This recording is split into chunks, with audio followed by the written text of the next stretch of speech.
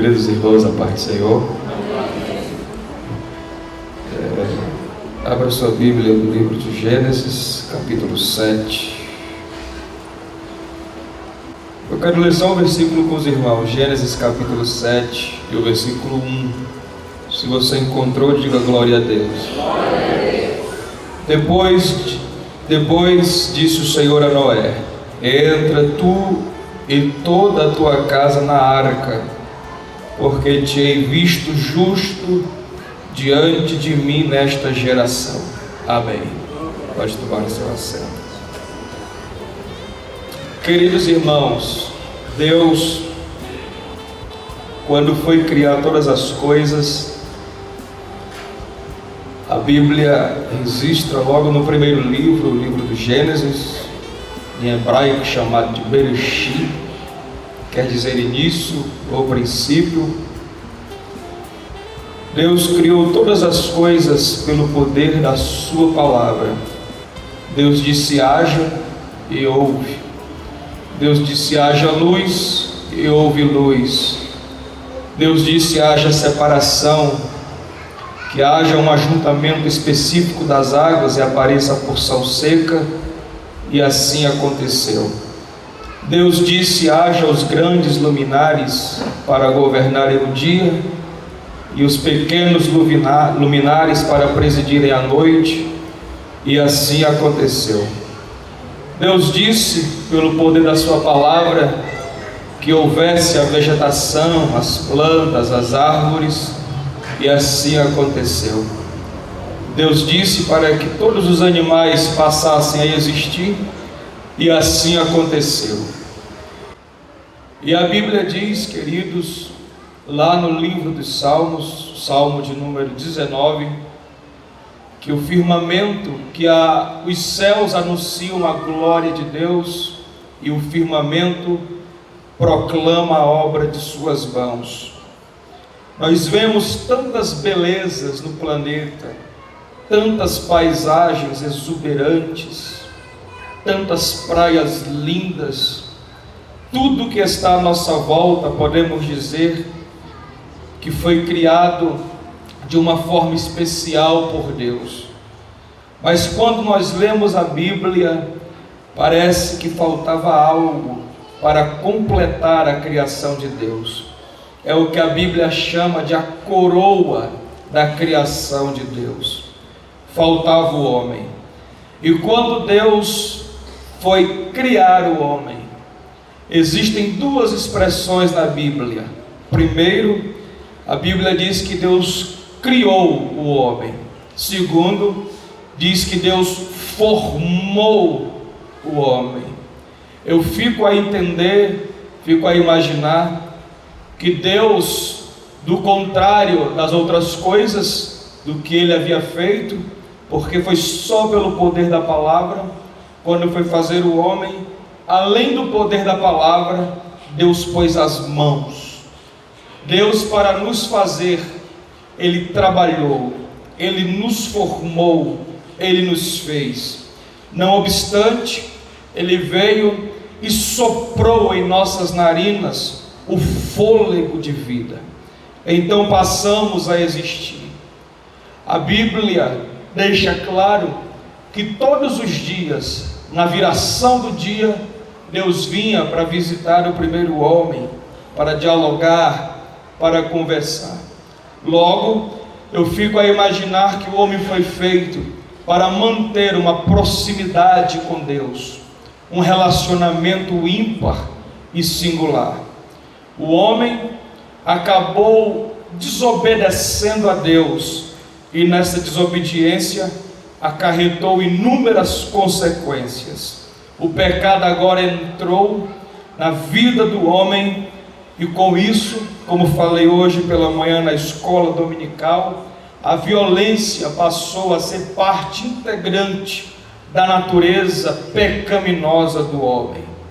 Com isso, o homem começou a fazer as coisas que lhe davam na telha. Aquilo que lhe parecia certo, ele fazia sem consultar a Deus. Deus sempre mostrou muita preocupação para com o homem, muito cuidado, muito carinho. Deus sempre proveu com as necessidades do homem. Deus sempre veio em socorro e em benefício da coroa da sua criação. E o homem, em ingratidão a Deus, fez tudo quanto desagradava ao Senhor, ao ponto de a Bíblia Sagrada usar um recurso teológico chamado de antropopatia para dizer que Deus chegou a se arrepender de ter feito o homem. Deus então procura alguém que fosse fiel no planeta Terra. No dizer do Salmo 101 e no versículo 6, diz que os olhos de Deus percorrem os cantos dessa terra, procurando aqueles que lhe são fiéis, para que estejam junto a Ele. Ora, neste interregno, Deus encontra agora Noé.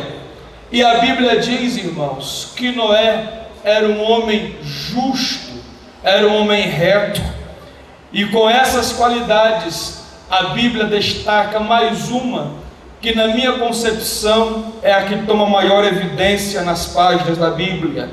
Diz que Noé andava com Deus. Na tradução ou na nova versão internacional, a NVI, diz no capítulo 7 do livro de Gênesis, que Noé era o único homem justo no seio da terra. Não havia mais ninguém. E Deus agora desce do alto do céu e começa a dialogar com Noé. Parece, irmãos, usando o linguajar humano, e para que nós possamos entender o que diz as Santas Escrituras, parece que Deus agora começa a desabafar com Noé, a falar os sentimentos que está solapando o seu coração. Deus diz: Noé, o homem que eu fiz com tanto carinho, com tanto amor, agora está me desprezando. E eu, Noé, me arrependi de haver feito o homem. E agora eu irei destruir todo ser vivente na face do planeta. Não vou deixar ninguém vivo, Noé, porque a ingratidão desse povo está doendo no âmago do meu ser, Noé. Mas contigo, que vejo que és um homem íntegro, que és um homem reto, e que anda comigo acima de qualquer coisa, acima de qualquer corrupção, acima de qualquer vicissitude da vida, contigo eu estabeleço o meu conserto, Noé. Mas para tanto, para que eu possa te abençoar, Noé, você precisa seguir as ordens que eu vou te dar. Noé, eu vou destruir o mundo, Noé, com águas, virá um dilúvio e cobrirá toda a face da terra. Agora, para que tu se safe e escape, você precisa cumprir à risca as recomendações que eu vou te dar. Construa, Noé, uma arca de madeira de cipreste. Quando você estiver construindo esta arca, você tem que betumá-la por dentro e por fora. Passe piche, Noé, por dentro da arca e por fora. À medida que você for construindo, vá betumando-a por dentro e por fora. Noé, a arca, Noé, é um empreendimento grande e a longo prazo. Você não pode ser imediatista, porque a arca, Noé, terá 135 metros de comprimento, 22 metros e meio de largura e 13 metros e meio de altura, Noé. Essa arca terá 3 grandes compartimentos, um inferior, um intermediário e outro superior. No compartimento superior, Noé, lá você vai construir, você vai fazer uma janela de escape. Essa janela terá medida entre 45 e 60 centímetros. Noé, me escute, faça tudo como estou te mandando, e enquanto você faz e executa as ordens que eu te dou, apregoe, Noé, fale que o tempo do fim está chegando, A Bíblia relata, queridos, que Deus deu essas ordens a Noé, provavelmente no ano 500 da sua vida, logo quando ele teve os seus filhos, Sem, Cão e Jafé. Preste muito bem atenção. Quando Noé está construindo a arca, eu acredito que Noé pregoava e anunciava e falava que o tempo do fim estava chegando. Noé, com muita veemência e talvez com muito ímpeto nas palavras, apregoava: olha, Deus vai destruir a terra. Deus falou comigo que o planeta será destruído, nenhuma alma vivente sobreviverá. Eu acredito, irmãos, e está escrito na Bíblia, que as pessoas zombavam, escarneciam de Noé, apontavam o dedo para ele e diziam: esse velho está caducando, 500 anos de idade não são pouca coisa. Eu acho que ele ficou louco, não vai vir algo nessas proporções para que acabasse com toda a vida no planeta Terra. Eu fico a imaginar também, queridos, como era o comprometimento dos filhos de Noé com a construção da arca. Porque segundo a tradução, ou a nova versão internacional, somente Noé era o homem justo da terra e mais ninguém. Com isso, ficam excluídos os filhos de Noé. E como é que os filhos de Noé abraçaram a causa? Porque Noé era do tipo que não transmitiu exemplo por palavras, mas transmitiu exemplo por prática. Existe um ditado dentro das Forças Armadas, eu que sou militar posso dizer isso, que a palavra convence, mas o exemplo arrasta. Ora, ainda que Noé falasse, talvez não fosse o suficiente para convencer os filhos de Noé, mas os filhos de Noé viam dia e noite o relacionamento daquele ancião, via como Noé dialogava com Deus. Eu imagino que por muitas madrugadas os filhos de Noé se levantaram e viram o velho Noé, agora de joelhos e com a cabeça entre as pernas, conversando, dialogando com Deus. É isso que nós precisamos nos dias atuais. Nós temos muitas palavras bonitas, palavras até persuasivas, mas às vezes não temos o exemplo que arrasta.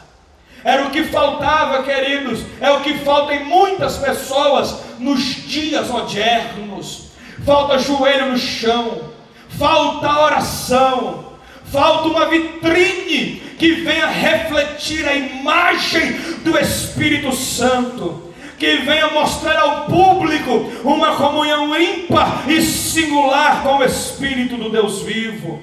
Ora, quando Noé foi compartilhar com os filhos acerca do que Deus havia comungado com ele, eu imagino que os filhos logo disseram assim: tá, pai, eu acredito no Senhor, porque o Senhor é um homem diferenciado, o seu relacionamento é inigualável na face da terra, e eu acredito que Deus falou com o Senhor, e se o Senhor está nesse empreendimento, pode contar conosco, que nós assim também estaremos. A primeira lição que eu aprendo aqui, queridos, é que nós homens somos os sacerdotes do nosso lar. O exemplo tem que partir por nós. Se queremos arrastar alguém, primeiro devemos ser a vitrine da nossa casa.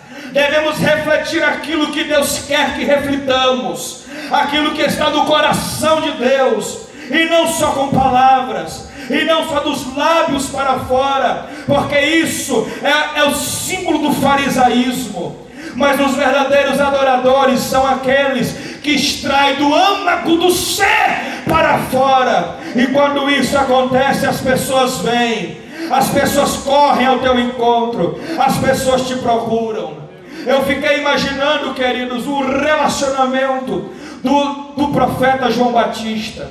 Ele era um homem rude de palavras, era um homem que não tinha papas na língua. João Batista era um profeta diferenciado, Ele se vestia mal, se vestia com peles de animais, não morava em sociedade, morava no deserto, se alimentava mal. Porém, quando aquele homem falava, mesmo com palavras duras, palavras que doíam aos ouvidos de qualquer ouvinte, mas está escrito na Bíblia que as pessoas vinham da Judéia, vinham das regiões além do Jordão e de Jerusalém para ter ou para ouvir as palavras daquele homem.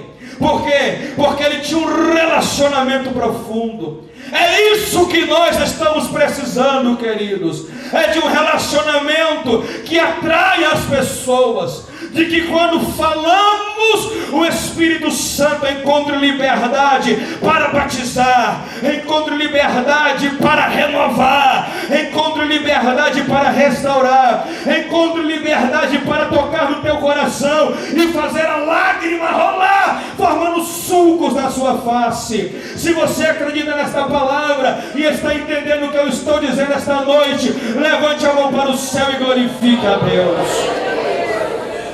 Pois bem, Noé tinha esse relacionamento e ele então começa este grande empreendimento e começa a construir a arca e vai fazendo conforme a ordem do Senhor. Preste bem atenção. Se as datas batem corretamente, se Noé começou a construir a arca quando ele tinha 500 anos de idade, está escrito em Gênesis capítulo 7. O microfone está baixando, viu, Arão? Está escrito em Gênesis capítulo 7, no versículo 11, se não me falha a memória, que Noé entrou na arca no ano 601, no primeiro mês, aos 17 dias. Ali Deus dá ordem a Noé dizendo: agora, Noé, chegou o tempo. Foram cerca de 100 anos e Noé pregando, Noé anunciando, Noé falando. E Jesus disse: assim como foram nos dias de Noé, também será na volta do Filho do Homem, de Jesus Cristo. Talvez você que não seja evangélico ainda se pergunte: mas por que os crentes insistem tanto em estar nas praças, nas ruas, nos valados, às vezes parecendo malucos, pregando em alto e bom tom nas ruas, dizendo que Jesus está voltando, dizendo que Jesus está vindo? É porque um dia Jesus Cristo de Nazaré também compartilhou isso conosco. E assim como a palavra ardia no coração de Noé, arde em nossa alma. É uma pena que a sociedade dos dias odiernos age da mesma forma como a sociedade da época de Noé. Não acreditavam na palavra do velho ancião, não acreditavam naquilo em que ele estava anunciando, e até zombavam e escarneciam. Mas o dia chegou, e eu quero dizer para você nesta noite: o dia está chegando, e talvez não falte muito tempo. Talvez eu não termine a minha mensagem hoje, porque a trombeta pode soar. Eu louvo a Deus, porque se a trombeta soar, a maioria dos que aqui estão esta noite serão transladados, serão arrebatados ao encontro do Senhor Jesus lá nos ares, e para todo sempre acabará o nosso sofrimento.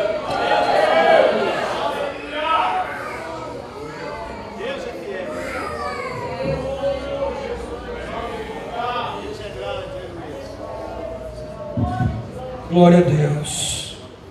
Pois bem, e Noé ficou anunciando e pregando. Agora preste muito bem. Você está entendendo? Diga amém. Amém. Então, Noé anunciava, até que chegou o dia em que Deus disse: Noé, chegou a hora. Entra na arca. Agora entra tu, tua esposa, teus filhos e as esposas de teus filhos. 8 pessoas entraram na arca. A Bíblia diz, queridos irmãos, que entrou um casal de cada animal que existe na terra também dentro da arca. E quando isso se encerrou, a entrada na arca, o próprio Deus, escute só, não foi Noé, foi o próprio Deus, fechou a arca pelo lado de fora. Agora vem a curiosidade. Por que é que Noé betumou a arca por dentro e por fora? Preste muito bem atenção, queridos. Deus, como falei anteriormente, nos fez como suas primazias. Somos a coroa da criação de Deus. Ora, quando Deus manda Noé betumar a arca por dentro, Ele não queria que houvesse brechas, para que quem estivesse dentro não visse nada lá fora. E betumar a arca por fora era para que as águas do dilúvio não entrassem dentro da arca. Nós estamos dentro da arca, amados. E o desejo de Deus, o Espírito Santo, em todos os livros da Bíblia, ele tem um título. E lá na carta de Tiago, o título do Espírito Santo é o Espírito que tem ciúmes de nós. Ora, se ele tem ciúmes de nós, é porque nós estamos dentro da arca. E nossa arca tem que estar betumada por dentro, porque o Espírito Santo não quer que tenhamos relacionamento com o mundo lá fora. Ele não quer que venhamos a olhar para as coisas lá de fora, e nem tampouco o mundo entrar dentro da nossa arca. Mas eu vejo isso, queridos, essa recomendação linda do Espírito Santo, entrar no ouvido e sair pelo outro. Infelizmente, pastor Raimundo, parece que os cristãos da atualidade não querem mais oferecer os seus corpos em sacrifício vivo, santo e agradável a Deus. Querem viver de qualquer forma, de qualquer jeito. Até parece que estão descompromissados. Parece que esqueceram de betumar a arca por dentro e por fora. Toma cuidado, amado, porque se a arca não estiver betumada por dentro e por fora, ela não vai flutuar e vai afundar. E não é isso que Deus quer para a sua vida. Hoje Deus está alertando a sua vida, porque Ele ama você e Ele tem compromisso.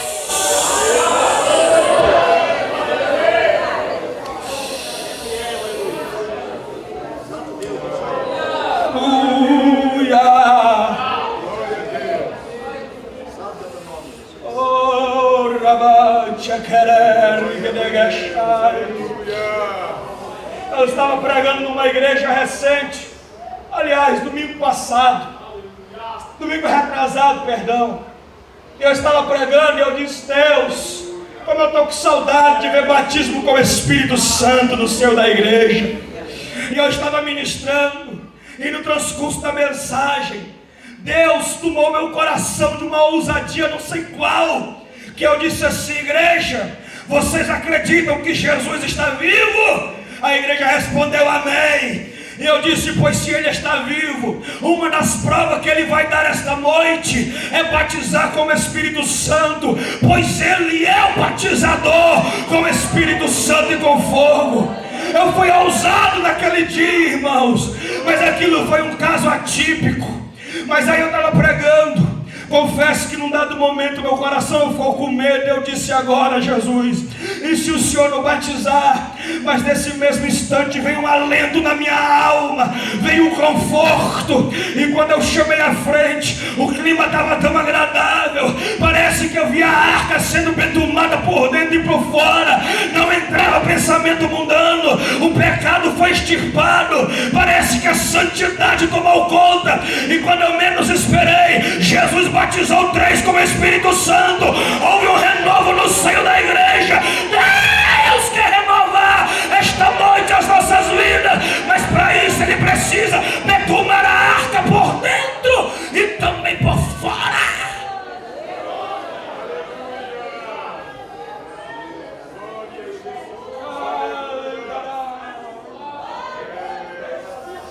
Quantos aqui esta noite estão dispostos a betumar a arca por dentro e por fora? Deixa eu ver, querido. Se você não levantar a mão, eu vou acreditar que você está indisposto, não está querendo betumar a arca. Agora, se você quer betumar a arca, levante a mão, exalte, bendiga, glorifique, enalteça, porque Ele vai fazer a sua arca navegar. E choveu por 40 dias ininterrupto. A água começou a subir. O nível começou a se avolumar. Eu imagino agora pessoas desesperadas, correndo ao encontro de Noé. Porque durante 100 anos aquele ancião pregava, o fim está se aproximando, e as pessoas não dando ouvidos à palavra, ao que Noé apregoava. Só que a porta agora estava fechada pelo lado de fora, e quem fechou foi Deus, e Ele mesmo guardou a chave. Eu fico imaginando o sofrimento, o desespero, as pessoas batendo na porta e gritando: Noé!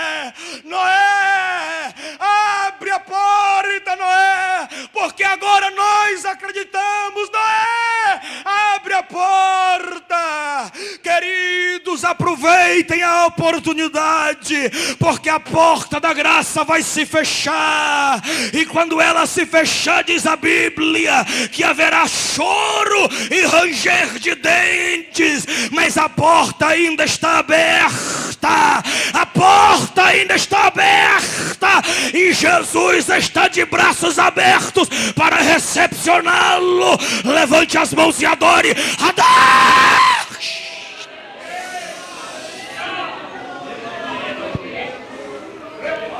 Imagine, irmãos.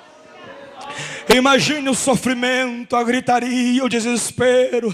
Noé, abre-nos a porta, Noé, abre-nos a porta. Talvez Noé, com um coração puro, com um coração amoroso, talvez até quisesse abrir a porta, mas agora não estava mais no controle dele, estava no controle de Deus, porque Deus havia dado a oportunidade. Escute, purgatório é uma invenção de Satanás, isso não existe. Eu já li a Bíblia de Gênesis, Apocalipse, não existe purgatório. O que purifica os nossos pecados é o sangue carmesim de Jesus Cristo de Nazaré. E enquanto estamos vivos, a hora de obter perdão de pecados é hoje, é hoje.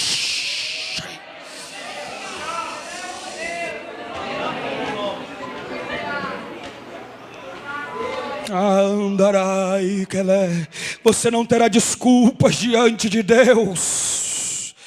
Não haverá desculpa. Senhor, eu não tive oportunidade, e a porta estará fechada. E o volume das águas vai subindo, vai subindo, vai subindo, ao cabo que a arca agora é suspensa e começa a flutuar sobre as águas. E todo ser vivente na face da terra morreu. Noé pregou por 100 anos, não ganhou uma alma só daqueles que estavam lá fora, mas pôde levar os seus para dentro da arca. Xaramanduri calabrafai, xedereberei. O meu Deus esta noite só pede que você anuncie. Se fulano não aceitou, ou se não acreditou, não é problema seu. Só faça, queridos, só anuncie, porque quem convence é o Espírito Santo. Mas garanta a sua salvação. Não queira ganhar o mundo e perder a sua alma.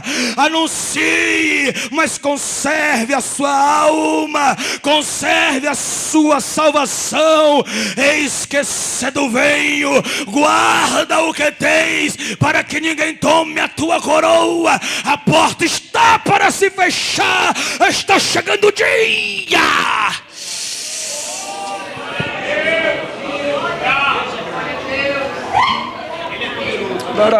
Que chore que fly.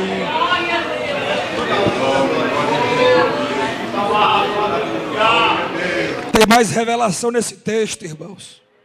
Escute. Quanto tempo Noé ficou dentro da arca? Escute.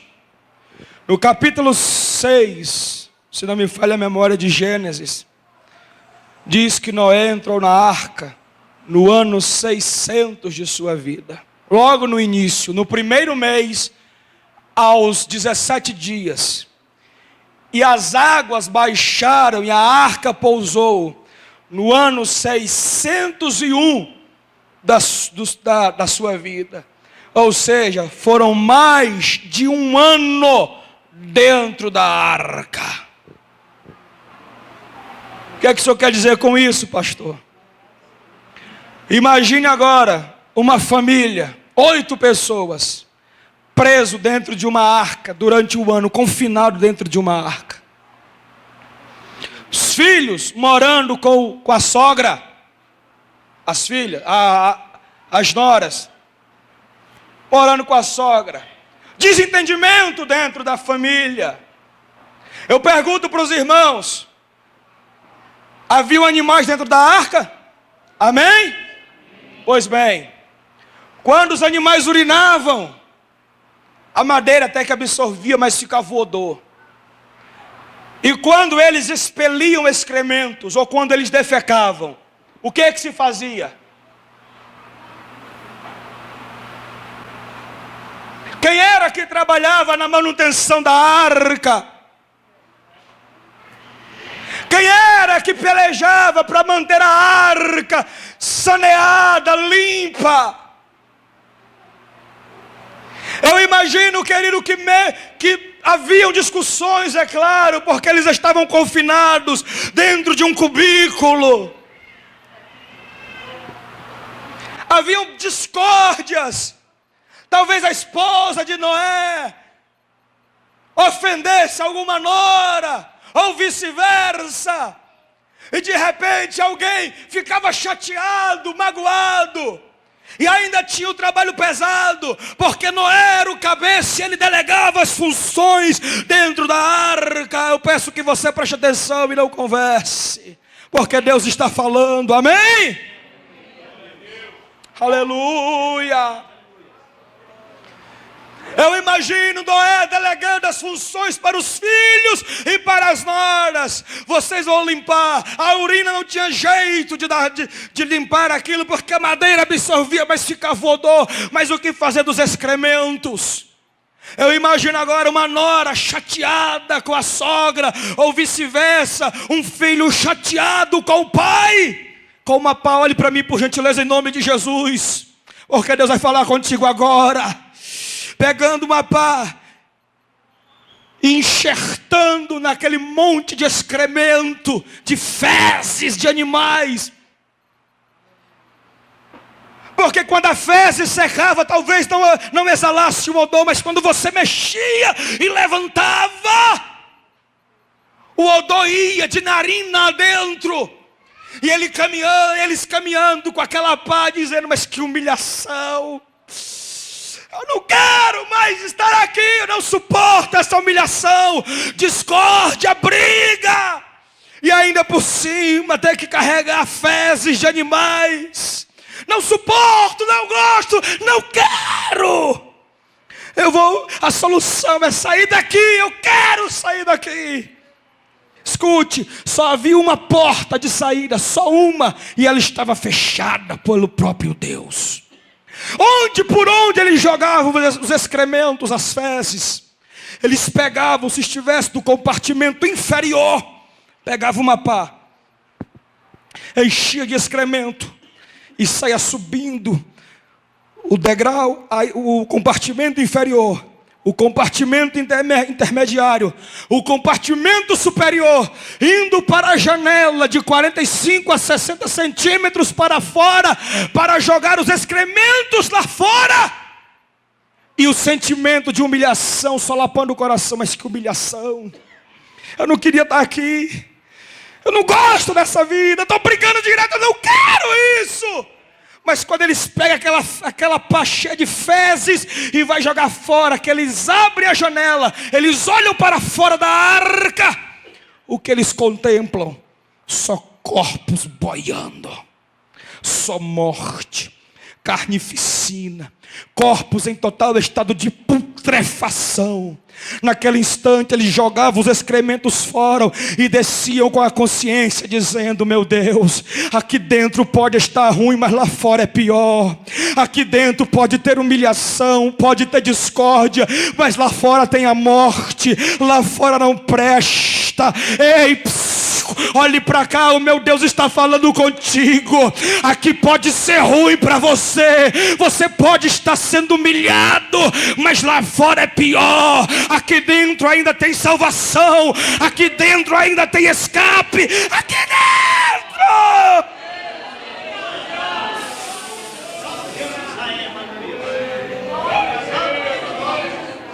Sai lá. Quando um esposo brigava com a esposa dos filhos de Noé.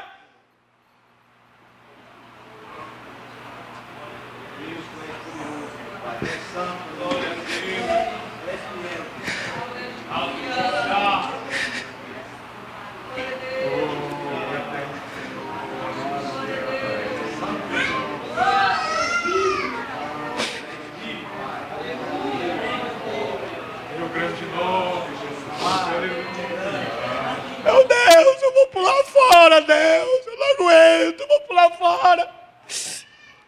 E quando chega na porta, vê que lá fora é pior. O meu Deus está dizendo que ainda tem solução. É ficar dentro da arca. É ficar dentro da arca. O meu Deus está zelando por tua vida, está zelando por ti, mas não pule para fora da arca, não queira sair da arca, porque lá fora tem morte, lá fora fede, mas aqui dentro tem salvação. A prova vai passar e Deus vai te abençoar.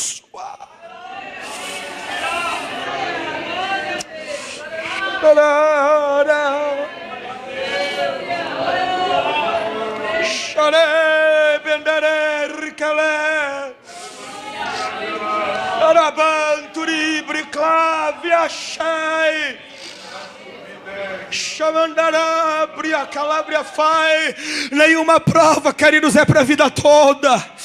Nada dura por toda a eternidade, nada. Só o que vai durar por toda a eternidade é a tua felicidade.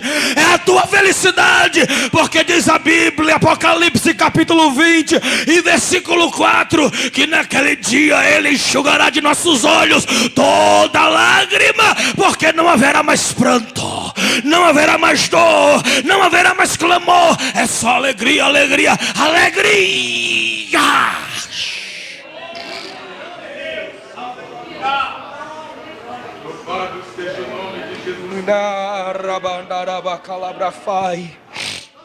E para encerrar, irmãos,